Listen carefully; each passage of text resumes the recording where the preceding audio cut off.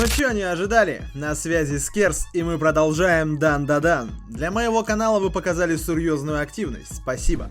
Продолжайте в том же духе, и до конца года, я думаю, мы подойдем к ангоингу. Главное, пробивайте 1100 лукасов. И, кстати, не забывайте подписываться и залетать в комменты, ибо это бустит просмотры, а они мне как воздух нужны. Это и мотивация, и возможность продолжать делать то, что люблю. В прошлой серии выяснилось, что Турбобабка живучая гадина, и хоть Пеструн почина вернулся, но вот его яичишки остались у старухи, и она их потеряла. Расклад такой. Старуха завернула бубенчики малого в мембрану из спиритической энергии. Сфера примерно 5 см в диаметре. Цвет золотой. Вместе с Момо Акарун пытается отыскать свои яйца, но их нигде нет. Турбобабка считает, что искать их здесь бесполезно. Наверняка их уже кто-то стянул. Ведь в сфере заключено много жизненной силы, а духи и йокаи просто без ума от нее. Они верят, что если собрать достаточно много подобной энергии, то можно снова вернуться к жизни. Вот поэтому злые духи и нападают на людей. Все ясно. Видимо, нужно вернуться домой и придумать план получше.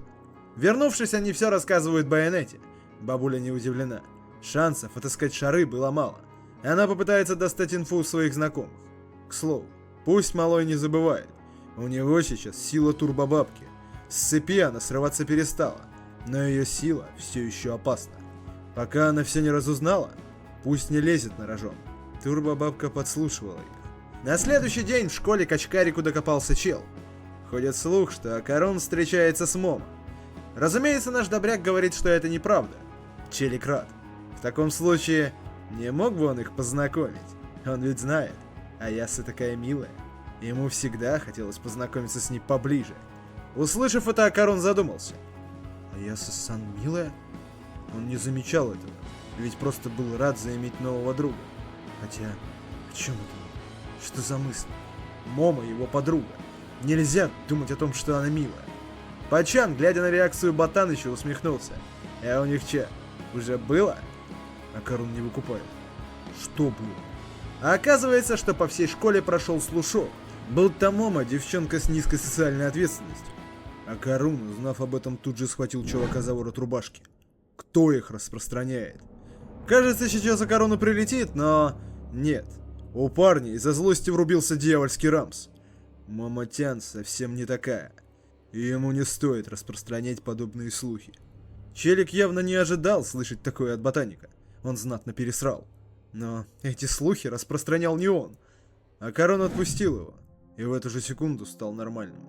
Парень пытается сделать вид, что ничего не произошло. И пошел к себе на место.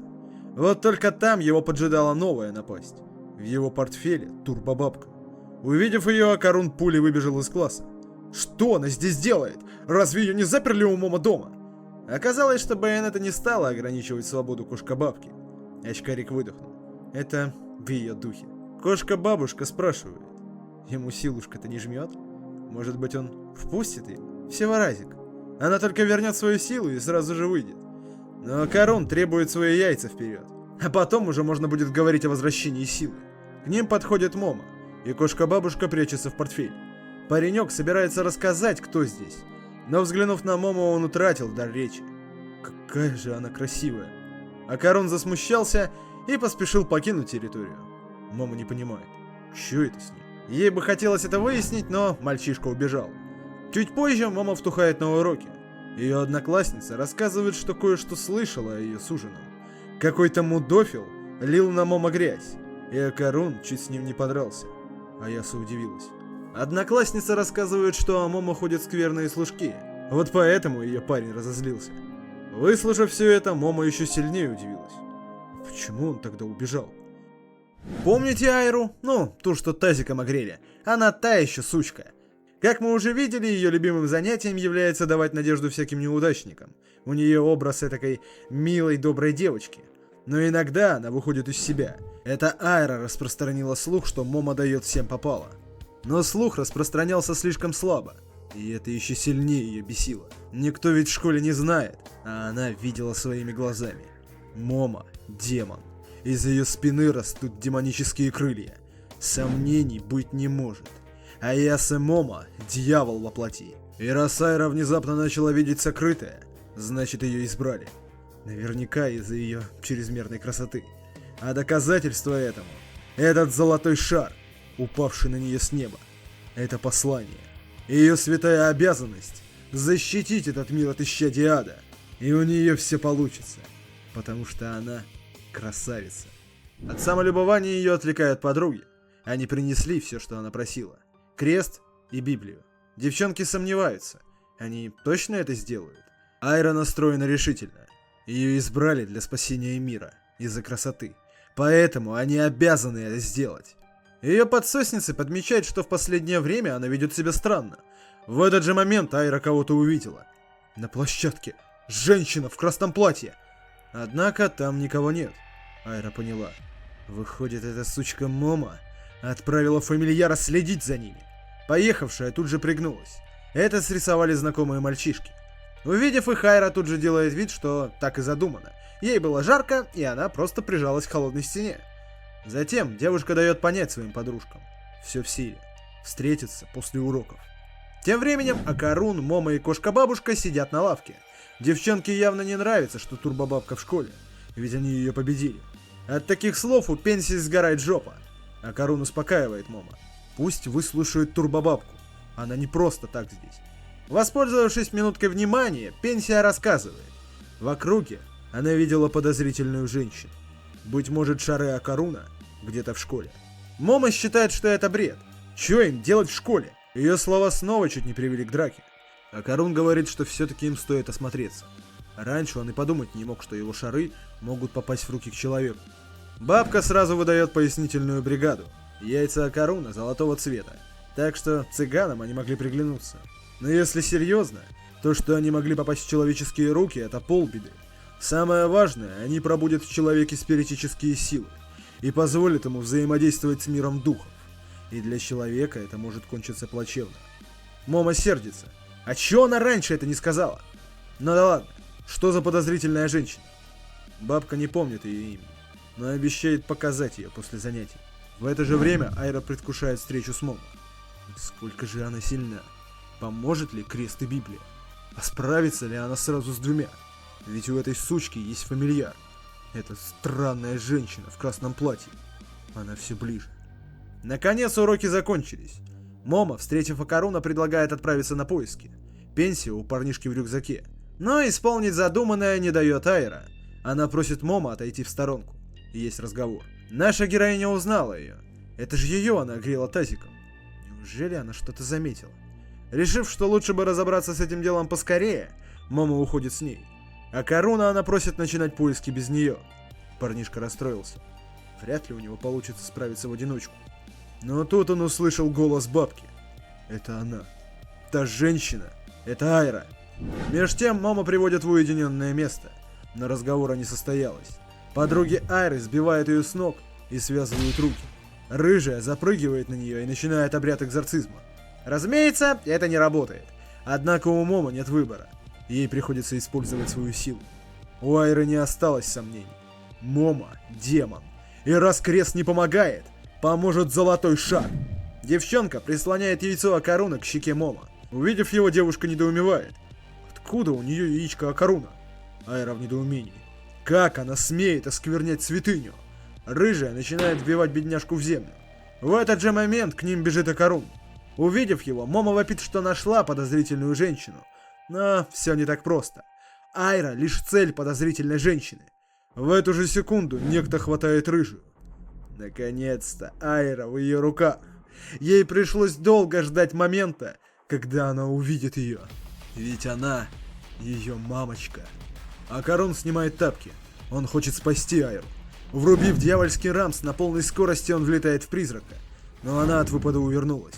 Какой неприятный сюрприз. Он что, решил отобрать у нее Айру? Рыжая недоумевает. Он чё, тоже демон?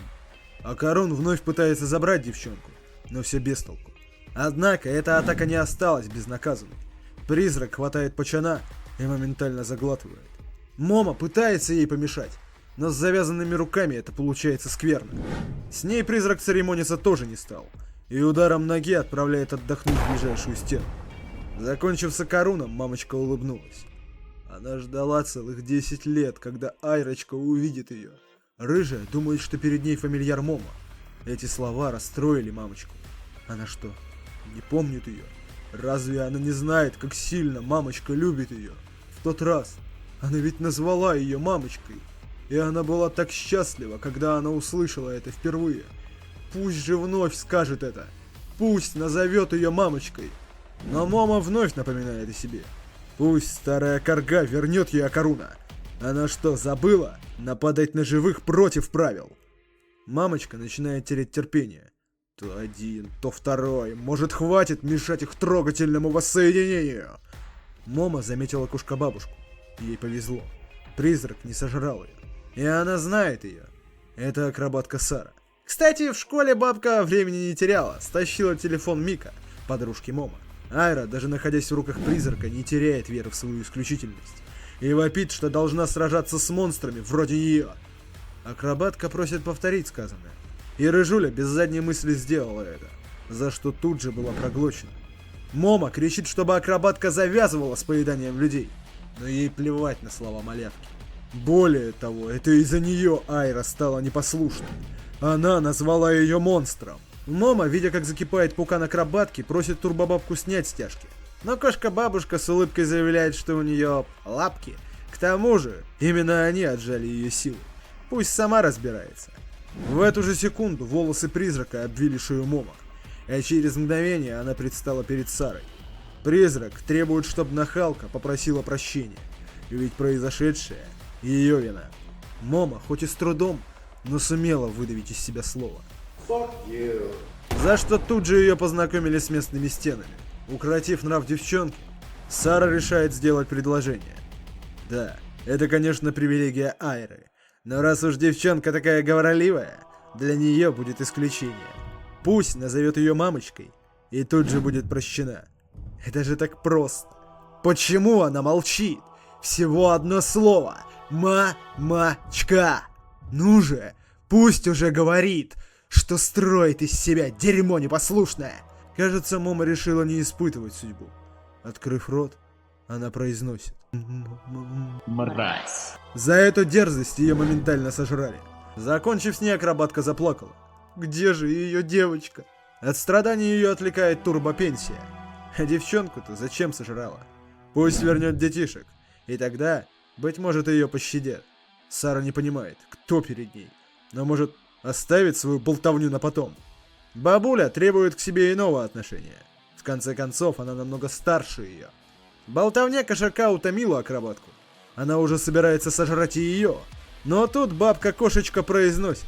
Говорят, Манекинека имеет таинственную способность приносить удачу. Вместе с Момо она сожрала часть своих волос. В эту же секунду акробатка вспыхивает. Что за дерьмо? Она горит изнутри. Что мерзкий кот натворил? Оказалось, крест, что был у Айры, на самом деле зажигалка. И кто-то из ребятишек поджег ее волосы изнутри. Забавно.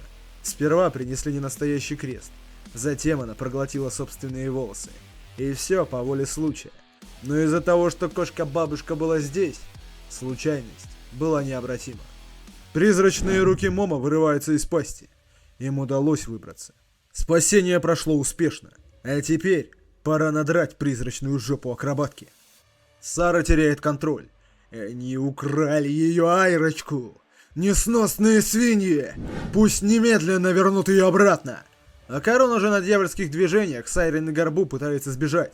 Но девчонка замедляет его. Момо просит его не ныть. Пусть продолжает бежать. Есть идея. Вот только бежать становится проблематично. Повсюду препятствия. Акробатка тем временем уже совсем рядом. В следующую секунду она настигнула Момо. Акарун не в силах что-то сделать. И поэтому ему остается только бежать. Сара бросается за ним. Как этому паршивцу удается уворачиваться на такой местности? Но недолго музыка играла. Саре удается зацепить пацана, и запас его сил на исходе. Он падает. Акробатка победила. Глядя на Айру, она уверяет, что все хорошо.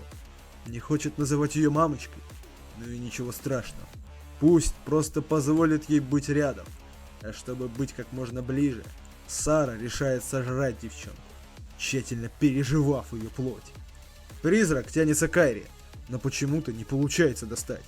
Все дело в том, что она попалась в ловушку. Собственные кудри стали для нее цепью. С Момо все в порядке.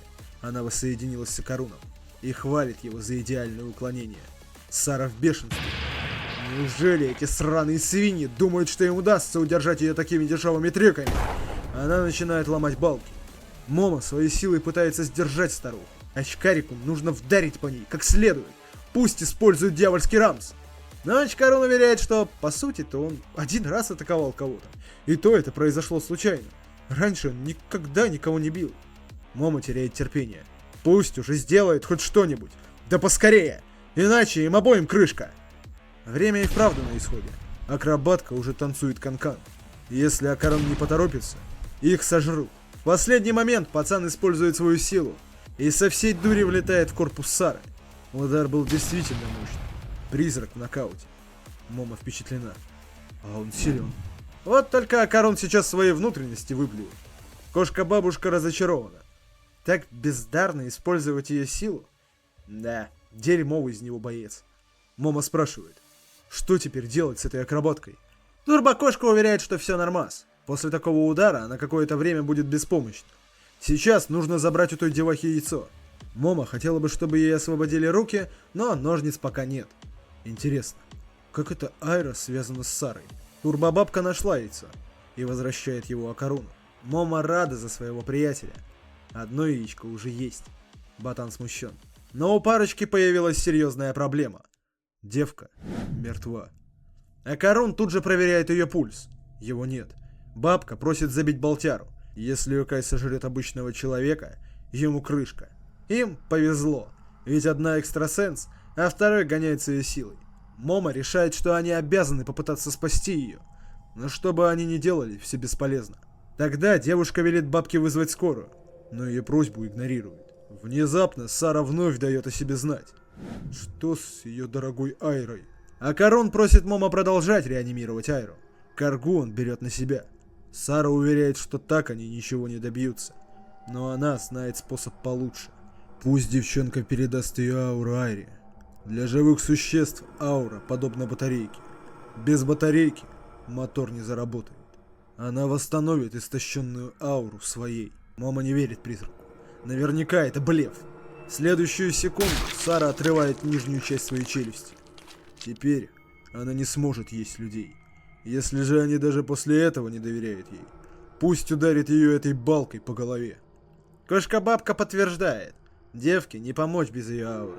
Но Момо все равно не доверяет Саре. Она предупреждает. Одно лишь движение, и остатки ее черепушки украсят стены. Акарун на всякий случай подрубает дьявольский рамс. Момо спрашивает, что ей нужно делать. Сара просит ее использовать свои силы и соединить их ауры. Этот процесс чем-то напоминает кабеля связи. Смекнув, что делать, Момо начинает. Как только она коснулась ауры Сары, вся ее человеческая жизнь мелькнула перед глазами. Моя жизнь была окутана беспросветной тьмой. И единственным светлым лучиком, что спасал меня по вечерам, была моя дочь. Ради нее я изо всех сил пыталась выбраться из нищеты. Я стремилась дать ребенку счастливое детство. Чтобы не оказаться на улице, я бралась за любую работу. Все это ради улыбки своей малышки. По вечерам мы с ней танцевали, представляя себя на сцене. Она была моей принцессой, яркой звездочкой. Мне так хотелось дать ей все самое лучшее, показать весь мир. И я не смогла пройти мимо наряда для своей принцессы, хоть эти деньги предназначались для другой цели. Расплата не заставила нас долго ждать. Мой светлый лучик оказался в руках человека, лишившего нас будущего. Я гналась за ним, пока совсем не выбилась из сил. Я проклинала себя за собственную слабость. Ведь улыбка дочери теперь всего лишь воспоминание. Потеряв всякую надежду, я поднялась на крышу. Все в этом мире утратило для меня смысл. Шум дождя стал аккомпанементом моего последнего танца, который я посвятила своему солнышку. Спасибо тебе. Я не помню, но чувствую, что потеряла что-то дорогое. Что же я потеряла? Мамочка! Когда Сара обернулась, малышка, что сделала это, поняла, что ошиблась. Айра тут же вернулась к своему папе. Она обозналась. Но где ее мамочка? Куда она ушла? Отец объясняет, что мама сейчас далеко, и она не вернется. Поэтому Айре нужно стать сильной. Даже без мамы им нужно продолжать жить, чтобы она могла гордиться ими, когда вернется. Тогда Айра пообещала себе, что мама будет ей гордиться. А вот Сара, глядя на ребенка, вспомнила, что потеряла. Айра. Она ведь была ее мамой. И она должна защищать ее от всех обид и невзгод. Узнав историю Сары, мама прослезилась. Увидев это, Карун решил, что это из-за призрака. Он уже собирается прикончить ее. Но мама просит остановиться. Внезапно Айра начинает кашлять. Сработал. В этот же момент призрак исчезает. Прощаясь с Айрой, она просит прощения. Ведь когда-то клялась защищать ее, но лишь сделала больно. Она превратилась в монстра, неспособного даже контролировать свои эмоции. Но этому пришел конец. Мама не понимает, почему Сара рассыпается. Бабка объясняет. Аура — это батарейка. Без нее умираешь. К тому же у нее остались сожаления. Ей не достичь нирваны. И ее ждет забвение. От Сары ничего не останется. Как будто она никогда не существовала. Ее забудут и живые, и мертвые. Впрочем, ее жизнь все равно ничего не стоила. О забвении такого человека можно даже не сожалеть. Мама отказывается это принимать. Должен же быть какой-то другой способ достигнуть нирваны. Но нет. Достигнет ли она нирваны, зависит только от ее сердца. Они здесь бессильны. В последние секунды Сара вновь вспоминает свою дочь. Все, что она хотела, купить ей одежды помилее. Она должна была больше играть с ней, больше стараться. Если бы она не была ее матерью, у нее была бы счастливая жизнь. Это она принесла ей беды, и ей жаль, что так вышло. Айра подбегает к Саре и обнимает ее. Она произносит то, что ей было так нужно. Ее дочь любит маму, и с ней она была самой счастливой девочкой во вселенной. Призрак растворился в ночной тишине. Айра никогда ее не забудет, и она надеется, что эти двое окажутся в добром мире.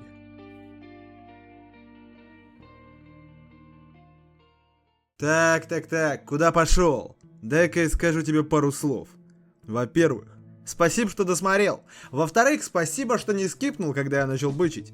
Ну и в-третьих, хотелось бы узнать твое мнение по поводу слезовыжималки. Как тебе история Сары? Лично я взгрустнул, хотя если подумать, то ее поступок довольно странный.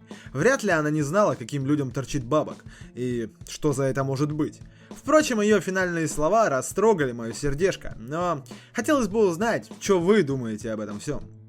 Огромное спасибо Полине Майер за то, что подарила мне свой голос. Кстати, у нас с ней кустарная студия озвучки, мы спираль озвучиваем. Да, не быстрее всех, но зато с душой. В описании ссылка на наш ТГК, там не только серии, но и всякие приколдесы с озвучками. Если есть предложение, что озвучить, залетайте туда, всех выслушаем. Трек-лист, к слову, оставил в паблике ВК. Следующая серия через пару дней залетит на Бусти, а YouTube посетит на следующей неделе. Да, я понимаю, что вас задолбали эти призывы от блогеров, но это моя работа, так что отнеситесь с пониманием. На Бусти через 1,5 недели выйдет сразу часовой видик по Дан-Дадану, так что залетев туда, вы не только обеспечите меня и вот этого челикса хавкой, но и получите больше сюжета без ожиданий, а также сможете ознакомиться с тем, что не выходит на трубе. Кстати, спасибо вот этим господам, что уже присоединились к моей банде, а также Тазику, Сергею Сушко, Крамеру, Максиму 426, Александру, Кудеснику, Артуру Просто за максимальную поддержку. Спасибо за ваше внимание и поддержку. С вами был Скерс, скоро услышимся.